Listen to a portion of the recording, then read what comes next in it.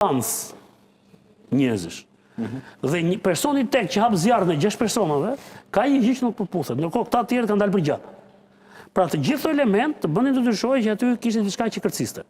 Gjatë kohës që kemi qenë në mision tek kolegja Elem Hilli, unë kam dhënë informacionin që personi, edhe si thuaj që ishte larguar nga Shqipëria, nuk është larguar nga Shqipëria.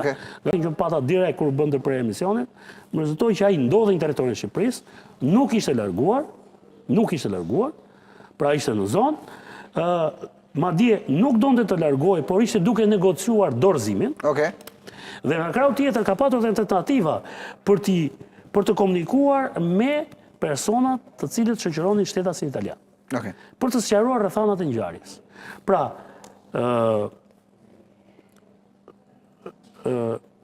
personi që u dorëzua dje, Kamber Sulçe, që u dorëzua dje, pra ka patur tentativa të njerëzve të afërm të tij për të kontaktuar me Eqerem Braçën dhe djemtë e tij. Edhe për të sqaruar rrethanat. Edhe për të kuptuar që sepse ai pretendonte që versioni i cili thuhet ose është thënë qoftë në media, qoftë nga policia, nuk është versioni i vërtetë i ngjarjes. Ai pretendon që ka patur një konflikt fizik përpara ngjarjes.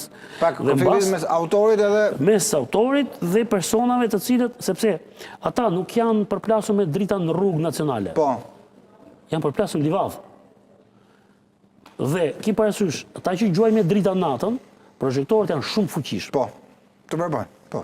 Janë shumë fuqishëm. Llogarit, nëse ai has në një kafshë të egër, ajo bllokohet nga drita, sepse vetë kafshët e egre që rregullojnë natën kanë një tjetër, janë të përshtatur, kanë një sistem shikimi pra për natën, për errësirën, dhe jo për dritën. Prandaj ata ngelen. Ne ke parë kur gjatë natës kur projektorët e makinës hasin një lepur në rrugë, lepuri ngelet mes rrugës.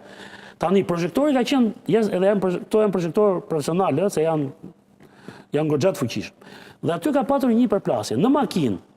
Kur ka ndodhur përplasje e parë, simbaz gjithmonë se kjo është gjë që do të verifikojë prokurori, por simbaz personit që u dorëzua dje dhe autorit ngjarjes, ka patur një debat. Në makinën, thot ai, përballë meje, nuk ka qenë shtetas italian dhe nuk ka qenë shtetas e Eqerem Braçë.